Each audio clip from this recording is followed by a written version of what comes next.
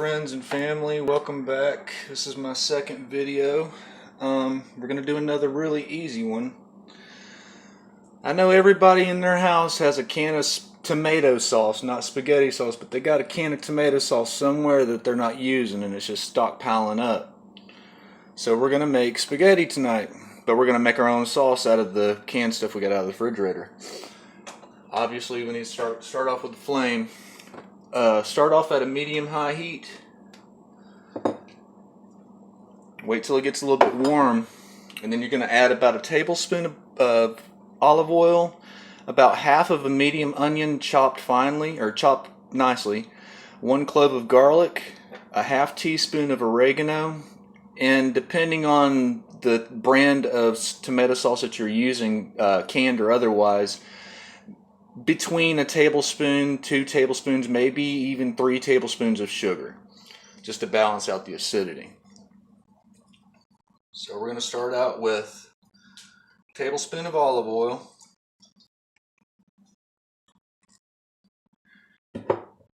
get that to where that's nice and warm and hot. Then we're going to sweat our onions like in the previous video. After the onions are sweated for about a minute, minute and a half, then you're going to add your garlic. Sweat them again for another minute, minute and a half, and then you can start adding the rest of your ingredients. So there it is, about half of a medium onion.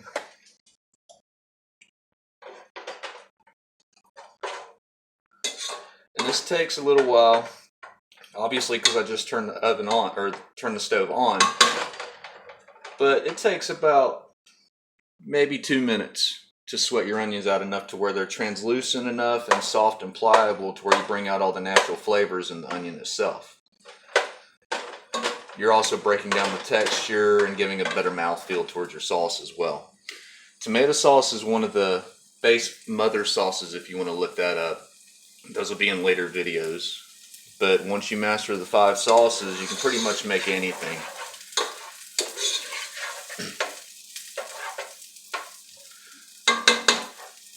So we're just waiting until this sweats down a little bit.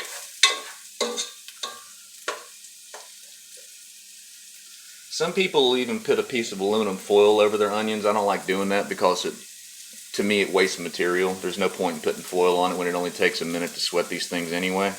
But when you start seeing a lot of steam come out of them and you see them start turning a little bit of a translucent color, then you're going to add your garlic.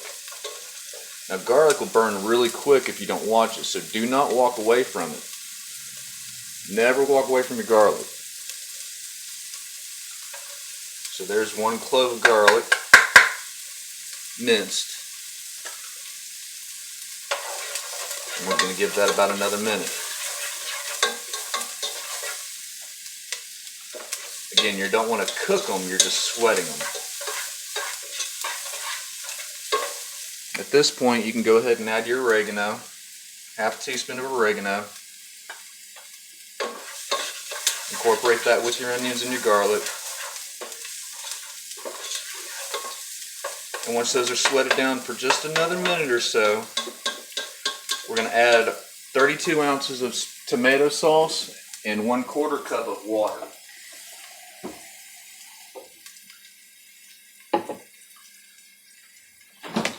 Add a little bit of your sauce at first, just to make sure you get all those goodies off the bottom of your pan. Basically deglazing it. And then go ahead and add the rest of it.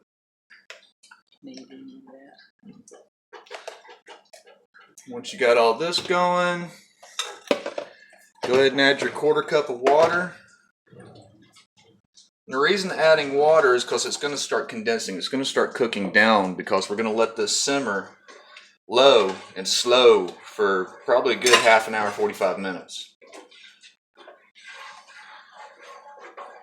At this point, right here I've got 3 tablespoons of sugar. I'm only going to add a tablespoon at a time, and I'm going to taste it as I go because, again, depending on the brand name that you're using for your tomato sauce, depends on the acidity level of how much sugar you're going to need to use, as well as salt and pepper. That's just rule of thumb. Always season your stuff, salt, pepper, salt, pepper. So I'm just going to start with a pinch of salt, pinch of black pepper.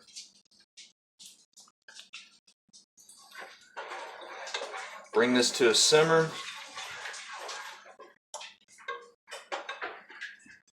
And you can cover it at this point if you want to. Some people will actually add diced tomatoes, which I have ready. I was going to put some in, but I decided to just go ahead and use the tomato sauce itself because we got plenty of cans of that and not as many cans of those diced tomatoes.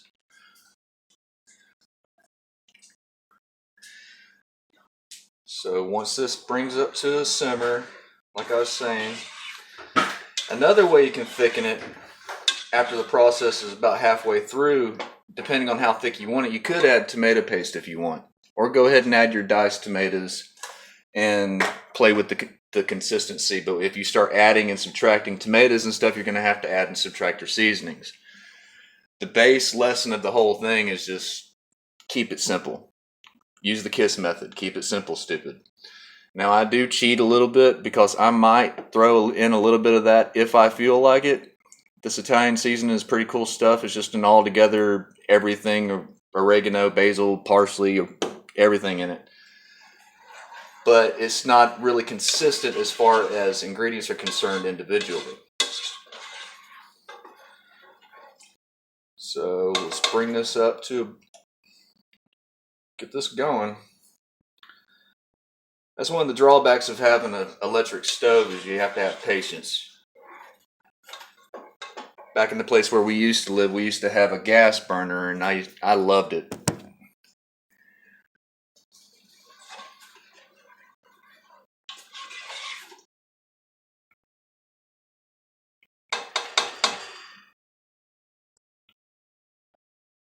Okay, you see it start coming to a boil right there. You see it's a pretty smooth consistency, but it'll thicken up after you cook it over a while. And we'll be back after that. So let me turn this down.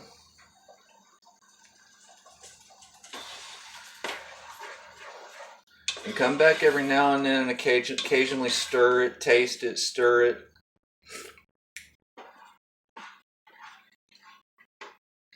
Yeah, see right now at the beginning stage it tastes to me like it needs more seasoning, but I'm going to let it do its magic for a little while and then I'll come back and taste it again later. So leave it at a slow bubble like that and we'll come back in about half an hour.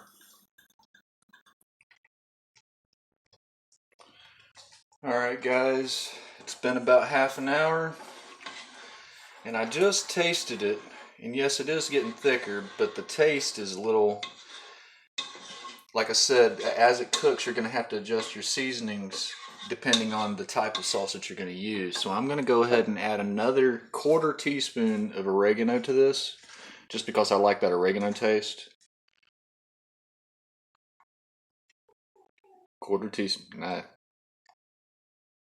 1/4 teaspoon.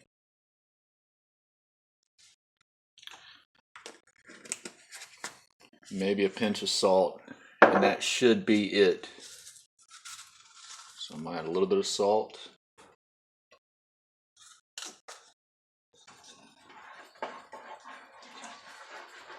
Give that a quick stir. And at this point you let it cook for as long as you want it thick.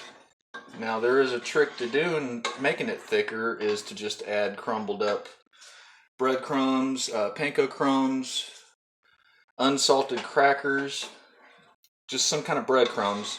What we used to do at the Greek restaurant I used to work at is take the pizza dough that we had left over at the end of the day and grind it all up into crumbs and use that in our sauce the next day. Kind of gave it that homey feel. Plus we were making our own bread basically.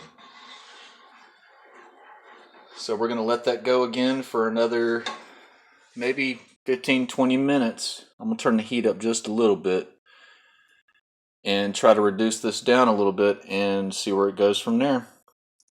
Be right back.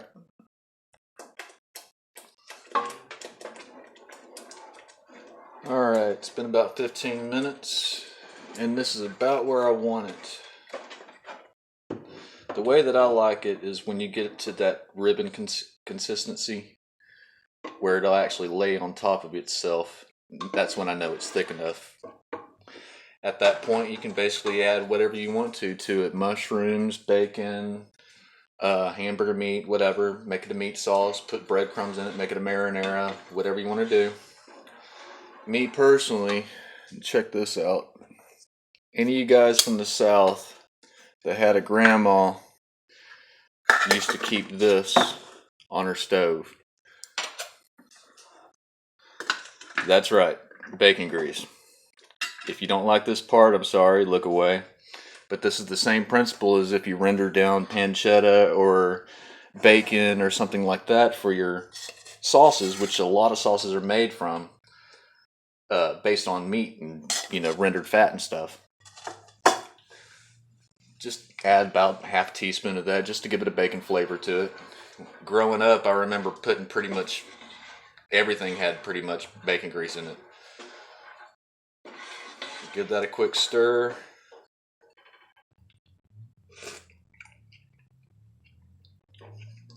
And that's perfect. Alright, after that, just boil your noodles, put it on lasagna, throw it on a pizza, whatever you need to do. Enjoy, guys.